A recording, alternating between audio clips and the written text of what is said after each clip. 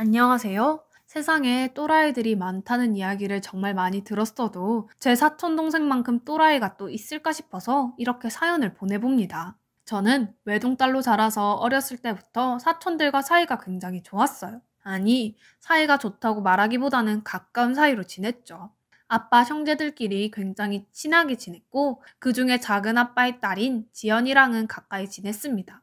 지연이는 어릴 때부터 워낙 질투가 많았고 자기가 가지고 싶은 것을 못 가지게 되면 미친 듯이 화를 내는 아이였어요. 그것에 지친 저는 지연이가 싫고 불편했지만 작은 아빠와 저희 아빠가 친하게 지냈고 서로 왕래가 잦았기 때문에 제가 싫다고 해서 지연이를 안 만날 수 없는 노릇이었습니다. 그렇게 고약하고 욕심 많은 성격 때문에 지연이는 어릴 때부터 늘 공부에서 1등을 했어요.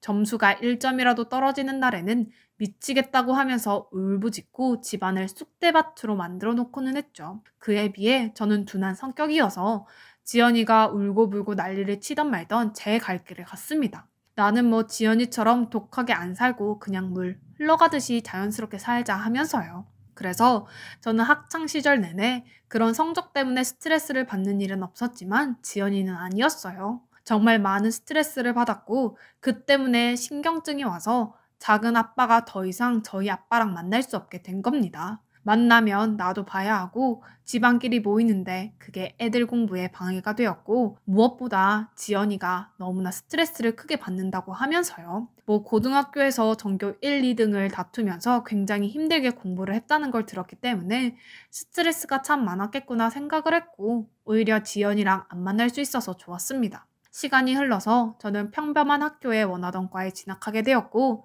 지연이는 그토록 가고 싶었던 서울대학교에 입학을 하게 되었어요. 이렇게 서로 다른 길을 가게 되면서부터 지연이와 저는 연락을 하지 않게 되었습니다. 그 사이에 저는 남편이 될 사람을 만나게 된 거죠.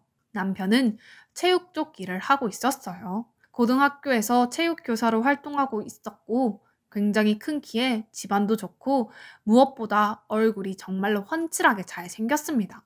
요즘 트로트에 나오는 장민호 약간 그런 스타일이었어요. 제가 대학을 졸업하고 무료하게 직장을 다니면서 별다를 것 없는 나날들을 보내고 있을 때 주변에서 정말로 괜찮은 남자가 있으니까 소개 한번 받아보라는 제안이 있었고 저는 그걸 덥석 문 거죠. 원래 소개팅 같은 거 잘 안 받는 스타일인데 너무 삶이 재미가 없고 심심하다 보니까 그래서 그냥 한번 나가보자 했는데 가볍게 나간 자리에서 평생 보게 될 것만 같은 사람을 보고야 말았어요. 정말 신기했어요. 그 남자한테 솔직히 말하면 얼굴을 보고 한눈에 반한 거죠. 아직도 그 부분이 실수였기는 하지만 아무튼 사랑에 빠진 저는 그 남자에게 애프터 신청을 했고 저희는 데이트를 지속하면서 서로에 대해 천천히 알아가게 되었습니다. 그 남자가 저에게 고백을 하면서부터 저희의 교제는 시작되었고 애초에 만날 때부터 진지한 만남을 전제로 연애를 시작하게 된 거였죠. 시간이 흘러서 누가 먼저라고 할 것도 없이 결혼 이야기가 흘러나오게 되었고 저는 그 남자와 결혼하게 되었습니다. 양가 집안도 뭐 하나 빠지는 것 없이 그냥 평범한 집안이었고 비슷비슷한 집안이었기 때문에 서로 결혼하는데 큰 이상이나 힘듦은 없었습니다. 저희 집도 나름 할아버지한테 물려받은 재산이 있어서 부모님 직업이 그리 좋지는 않아도 돈이 있는 편이었고 남편 집안, 그러니까 시댁 쪽도 시부모께서 굉장히 돈이 많았거든요. 뭐 아무튼 양가 집안에 여유가 있으니까 예단비 이런 걸로 시끄럽게 안 해도 되고 여러모로 좋았습니다. 이상적인 결혼 생활이 진행될 줄 알았어요. 그때까지만 해도요. 그런데 저의 그런 생각을 산산조각 내버린 존재가 제 인생에 톡 하고 튀어나온 겁니다. 아직도 생각하면 화딱지가 올라와서 미칠 것 같은데 결혼한 지 1년 정도 되었을까요? 제 결혼식에도 안 온 지연이 그러니까 사촌 동생이 저한테 연락이 온 겁니다. 언니, 뭐하고 지내? 결혼했다는 소식은 들었는데 라고요. 저는 너 바쁘다고 내 결혼식도 안 왔잖아. 요즘도 그렇게 바쁘니? 올해 말에는 한번 봐야지. 작은 아빠가 너 요즘 힘들다고 걱정하시더라. 이번 주에 집에서 보자. 하면서 저는 작은 아빠 집으로 놀러 갔고 그때 사촌 동생을 보게 되었습니다. 거의 8년 만에 만나는 거였어요. 고등학교 이후로 쭉 안 봤으니까요. 사촌 동생은 저에게 말했습니다. 나 취업 준비하고 이런저런 일을 하다가 잘 안 돼서 지금은 집에서 쉬고 있어.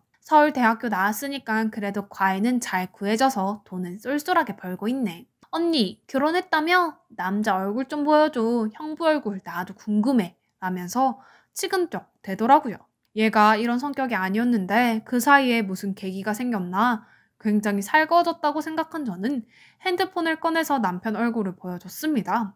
그런데 제 남편 얼굴을 보자마자 지연이가 완전 난리가 난 겁니다. 언니, 어떻게 이렇게 잘생긴 남자를 잡은 거야? 대박이다. 엄청 잘생겼는데? 나 진짜 언니가 다시 보이네. 언니는 좋겠다. 이렇게 멋지고 등치 좋고 잘생긴 남자를 신랑으로 맞이해서 집에 갈 때마다 기분 좋고 설레이지. 라고 하면서 엄청 부러워하는 눈빛을 보내더라고요. 저는 솔직히 지연이의 그런 반응을 보고 조금은 걱정이 되었어요. 애가 워낙 어릴 때부터 욕심이 많고 자기가 가지고 싶은 거 있으면 무슨 짓을 해서라도 다 가지고 쟁취하고 말아야 하는 성격이기 때문에 걱정이 된 거죠. 설마 내 남편도? 아니야, 그럴 리가 없잖아. 하면서 상상을 멈췄고 저는 지연이에게 밥 한번 같이 먹자고 말해 주었습니다. 지연이는 좋다고 하면서 날짜를 잡았고 그 날짜에 제 남편과 지연이 그리고 저 셋이서 밥을 먹으면서 굉장히 많은 대화를 나누었고 저희는 친해지게 되었어요. 그 뒤로도 지연이는 취업 준비를 하는 동안 스트레스 받는다고 스트레스 풀게 같이 놀자고 하면서 저희 집에 자주 놀러왔고 남편과 지연이의 사이는 더 가까워졌죠. 그러다가 지연이가 일자리를 잡았다고 하면서 저희 집에 놀러 오지 않게 되었고 그렇게 자연스럽게 연락이 끊겼습니다. 남들과 다를 것 없이 평범한 하루를 보내고 있던 저는 우연히 남편의 핸드폰을 보게 된 순간 모든 일상을 뒤집어버리는 일을 겪게 되었어요. 남편의 핸드폰에서 신상 백을 샀다는 문자의 내용이 있었어요. 저는 그걸 본 순간 이렇게 짠돌이인 사람이 어떻게 마음을 예쁘게 써서 나를 주려고 몰래 계획을 한 거야? 내 남편한테 이런 자상한 면모가 있었나? 엄청 감동인데?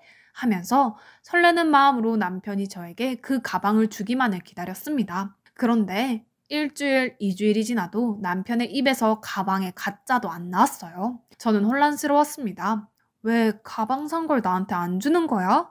하면서 발을 동동거렸고 제가 먼저 왜 가방 안 주냐고 말하면 핸드폰 몰래 본 게 들킬까봐 말도 못하고 진짜 답답한 상태가 지속되었습니다. 그러다가 남편 핸드폰을 몰래 다시 봤는데 그 가방은 저를 주려고 산 게 아니라 다른 여자를 주려고 샀다는 걸 알게 되었어요. 카카오톡 메신저에는 이쁜이로 저장되어 있었고 위에 나눈 대화들은 이미 삭제된 상태이고 하루 전에 나눈 대화들만 남아 있었어요. 거기에는 가방 이쁘지? 자기 주려고 내가 오픈런에서 정말 반찬해고 그거 샀잖아. 원래 돈 진짜 아끼는 스타일인데 사랑 앞에서 그런 거 다 없어지고 그냥 다 주고 싶다는 생각만 드네. 라고 하면서요. 이놈이 나 몰래 바람을 피우는구나 하며 손이 덜덜 떨렸습니다. 이건 진짜로 아니었어요. 결혼한 지 1년도 안 되었는데 도대체 어떤 여자랑 바람을 피우는지 알고 싶었습니다. 그런데 카카오톡 메신저 창에는 어떤 사진도 없었고 제가 그 상간녀를 추측하는 건 불가능에 가까웠죠. 순간 화장실에서 남편이 나오는 소리가 들렸고 저는 바로 핸드폰을 제자리에 놓고 이 모든 사실을 모른 척하고 고민에 빠졌습니다. 일단 남편과 제 사이는 이미 쫑난 게 확실하고 상간녀랑 남편에게 복수를 해줘야 하는데 어떻게 해야 할까 고민에 빠졌죠. 그런데 그때 귀신같이 다음날 사촌동생에게서 연락이 왔습니다. 언니! 요즘 뭐 해? 우리 빙수 먹으러 가자. 하고요. 저는 솔직히 주변 친구들한테 남편 바람 났다고 말하기는 쪽팔리고 자존심이 상해서 숨겼는데 사촌 동생은 가족이니까 말할 수 있을 것 같다고 생각했어요. 그래서 그래 빙수 먹으러 가자 라고 사촌 동생에게 말을 했고 동생은 바로 저희 집 앞에 와서 빙수 가게로 갔습니다. 그때 사촌 동생이 언니, 요즘 무슨 일 있어? 한색이 왜 이렇게 안 좋아? 혹시 형부랑 사이라도 틀어진 거야? 무슨 일 있으면 나한테 말해봐. 궁금하니까. 라고 말을 하자 저는 그동안 묵혀두고 있었던 고민들을 모두 털어놓은 거죠. 내 남편이 아무래도 바람을 피우는 것 같다. 나 몰래 다른 여자한테 가방도 사주고 그래서 나 지금 엄청 혼란스럽다고. 그 상간녀를 어떻게 잡아야 할지 정말 모르겠다고 위치 추적이라도 하고 싶은 마음이라고 하면서 말하자 사촌 동생은 굉장히 놀란 눈치를 보이면서 그게 진짜냐고 형부가 그런 짓을 그런 파렴치한 짓을 한 거냐고 진짜 정 떨어진다고 하면서 저에게 말했어요. 저는 진짜라고 네 형부가 그런 썩어 빠진 놈이라고 하면서 막 화를 냈죠. 사촌동생은 저와 함께 제 남편 욕을 같이 해주고 상간녀 고소해버리라고 하면서 저에게 용기를 주었습니다. 저는 속으로 아무리 얄밉고 고집불통이어도 어릴 때부터 친하게 지낸 보람이 있다고 생각하면서 빙수를 먹고 사촌동생을 차로 끌고 집으로 데려다 줬습니다. 그리고 저는 아까 먹은 빙수가 너무 맛있어서 그 빙수집에 다시 가서 딸기 빙수를 포장하려고 했어요. 여기 딸기 빙수 따로 포장되는 거죠. 집으로 가는데 시간은 오래 안 걸려서 아이스 냉동팩은 필요 없을 것 같아요. 여기 카드요. 라고 말을 하자 거기 주문을 받은 사장님이 갑자기 조금 심각한 표정을 지으면서 알겠다고 하더라고요. 저는 속으로 왜 사장님이 이렇게 심각한 표정을 짓는 거지 하면서 별의별 생각이 다 들었어요. 그렇게 주문한 빙수가 나왔고 빙수를 받으려고 갔더니 사장님이 혹시 시간 되시면 정말 주제넘는 오지랖일 수도 있는데 할 말이 있다고 하면서 말하는 겁니다. 저는 너무 놀랐어요. 초면인 사장님이 저한테 할 말이 있다고 하시니 그게 무슨 소리지 하면서 일단은 들어봐야겠다고 생각했고 자리에 앉아서 사장님의 이야기에 귀 기울여 들어보았습니다.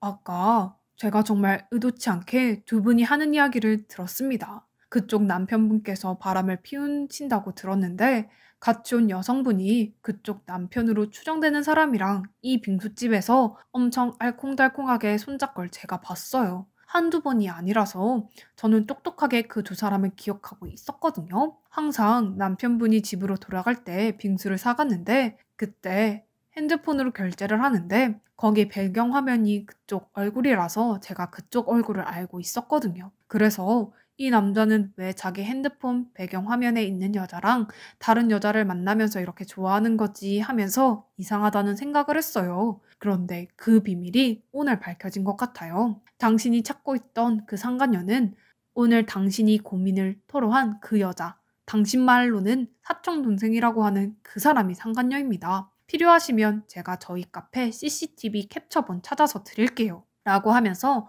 저에게 도움을 주겠다고 말을 하는 거였어요. 저는 너무 놀랐죠. 아니, 어떻게 이런 일이 벌어질 수 있냐고, 정말 그게 사실이냐고 하면서 손이 떨렸고, 일단 이 사람 말만 믿고 사촌동생을 상간녀로 의심할 수는 없으니까 혹시 CCTV 영상 확인할 수 있냐고 네, 두 눈으로 봐야겠다고 말을 했어요. 사장님은 알겠다고 하면서 제 번호를 물어보았고 저는 번호를 드리면서 기다리겠다고 했죠. 얼마나 지났을까요? 그 사장님이 제 핸드폰으로 CCTV 영상을 보내줬습니다. 거기에는 한쪽 구석에서 빙수를 먹으면서 들어있더라고요.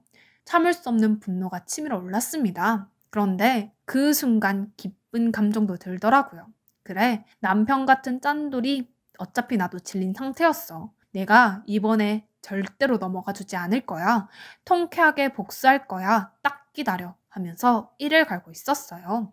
서울대를 미대를 나온 사촌동생은 큐레이터 준비를 하고 있었고 각종 미술관에 이력서를 넣고 있는 중이었습니다. 저는 이런 애들이 고상한 척하면서 미술관에서 일하면 절대로 안 된다고 생각을 하고 있었고 그래서 전국에 있는 미술관에 사촌동생에 관한 스펙과 불륜 이야기들을 싹 다 뿌렸습니다. 팩스로요. 그리고 서울대 게시판에 전부 올렸습니다. 뒤늦게 사실을 알게 된 사촌동생은 언니 지금 뭐 하는 거야? 미친 거야? 라고 연락이 오더라고요. 저는 말했습니다. 너야말로 미친 거 아니야? 남의 남편 빼앗았으면 이 정도 보복은 각오했어야지 라고 말을 했어요. 사촌동생은 전화를 끊더라고요. 그런데 그날 밤 술을 진탕 마신 건지 술 취해서 전화가 와서는 나 어릴 때부터 가지고 싶은 건 가져야 했어. 그래서 항상 갖고 싶은 거 다 내 손 안에 넣고 살았는데 그랬는데 잘생기고 멋진 남자는 내 손에 안 잡히더라고. 그래서 나는 왜 그런 남자 못 만나지 하면서 고심하고 있을 때 언니의 남편을 본 거지. 세상에 이렇게 잘생기고 키 크고 멋진 남자가 있구나. 그런데 그런 남자가 언니 남편이라고? 나는 왜 안 되는데? 왜 언니는 되는데? 라는 생각이 머릿속을 지배했어. 그래서 결국 내가 언니 남편 꼬셨어. 무슨 말인지 알아? 나는 가지고 싶었던 거 가졌으니까 후회 없어. 어차피 취업하고 잘 먹고 잘 살면 끝이니까.